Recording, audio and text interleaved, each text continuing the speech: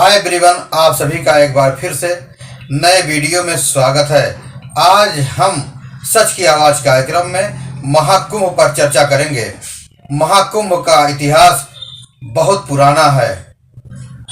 कथाओं के अनुसार बताया गया कि महाकुंभ का आयोजन उन स्थानों पर किया जाता है जहां समुद्र मंथन के दौरान अमृत कलश की कुछ बूंदें गिरी थी। ये स्थान है प्रयागराज, उज्जैन, हरिद्वार और नासिक। मान्यता है कि जब समुद्र मंथन से अमृत कलश निकला तो देवताओं और राक्षसों के बीच लड़ाई हुई।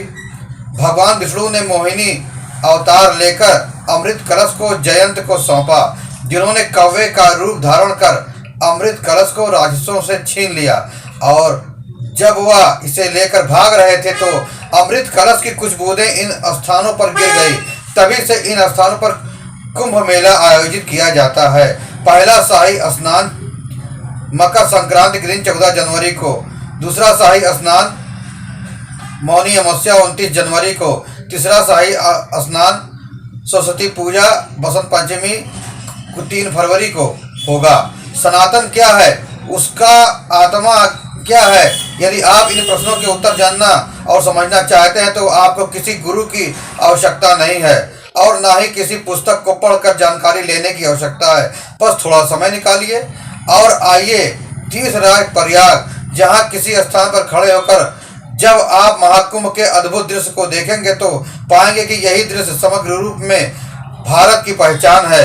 माँ गंगा, यमुना और आदृश्य सरस्वती के त्रिवेणी तट पर तंबुओं की नगरी में सनातन के वैभव, शौर्य और संस्कार का रंग हर रोज चटक होता जा रहा है। यहाँ की हर धड़कन, हर रंग, हर स्वर, यही सब मिलकर अखंड भारत का चित्रण कर रहे हैं। संगम की रेती पर 45 दिनों के लिए एक अलौकिक संसार आकार ले चुका है। महाकुंभ 2025 का आयोजन दुनिया का सबसे बड़ा आध्यात्मिक और सांस्कृतिक मेला बनने को आतुर है। संतों और श्रद्धालुओं की भक्ति से ओतप्रोत आस्थाएं गंगा तट पर अपनी उपस्थिति दर्ज करा रही है, मानो यह पवित्र स्थल एक नई ऊर्जा से जागृत हो उठा हो। संगम का तट, अखाड़े, विविध स्वरूपों के शिविर, भक्ति विह्वल, विदेशी कथाएं, प्रचलन, यह सब मिलकर एक ऐसा आध्यात्मिक वृतांत रच देते हैं जिसे देख केवल निहाल हुआ जा सकता है। यहाँ 13 अखाड़ों का अद्भुत संसार बसा हुआ है। श्रद्धालुओं की प्राथमिकता संगम तट पर डुबकी लगानी होती है। इसके बाद ही वे कुछ दूसरे दर्शनीय स्थलों की ओर उन्मुख होते हैं।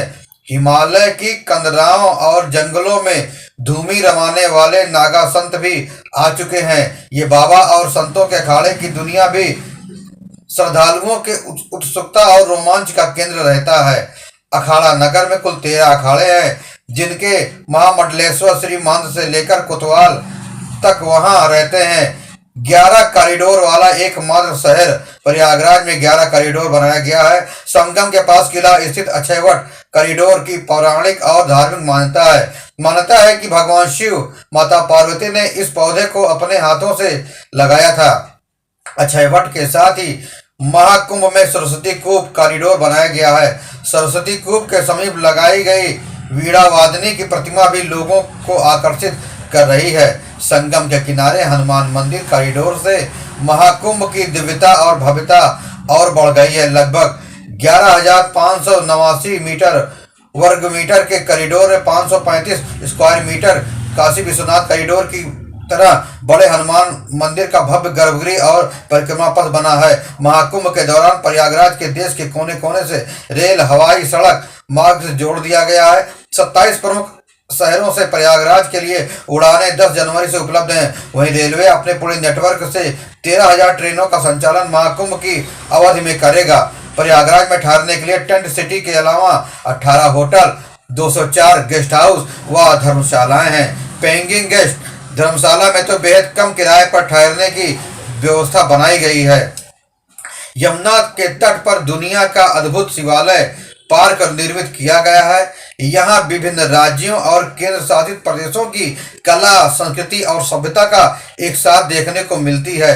लगभग 11 एकड़ में फैला देश का पहला ऐसा पार्क है जिसमें 12 ज्योतिर्लिंग, समुद्र मंथन, नंदी मूर्ति आदि देखने को मिलती है। मेला क्षेत्र के झूसी में एक खंडहर भी है जो उल्टा किला के नाम से मशहूर है। यह एक बहुत ऊंचा टीला है जिसके अंदर भूमिगत सीढ़ियां हैं जहां छोटे छोटे कमरे हैं। बड़ा ही रहस्यमयी लगता है। यहाँ बड़ी संख्या में पर्यटक आते हैं और संगम तट और मेला क्षेत्र के विहंगम दृश्य का आनंद उठाते हैं। महाकुंभ के दौरान संगम नगरी में आने वाले पर्यटक गंगा स्नान के साथ कछुआ सेंचुरी का भी भ्रमण विशेष मोटर बोट से कर सकेंगे। महाकुंभ अब की बार दिव्यता भव्यता रूप लिए हुए पूरी तरह अपने चरम पर पहुंच चुका है। योगी आदित्यनाथ जी ने तो यहाँ पर एक अद्भुत ही महाकुंभ नगरी ही बसा दिया है जिसे महाकुंभ नगर कहा जा रहा है। आपको महाकुंभ की यह जानकारी कैसे लगी? कृपया कमेंट बॉक्स में अपना कमेंट देना ना भूलें। फिर मिलेंगे नई जानकारी के साथ, नई खबरों के साथ। तब तक के लिए जय हिंद, वंदे मातरम।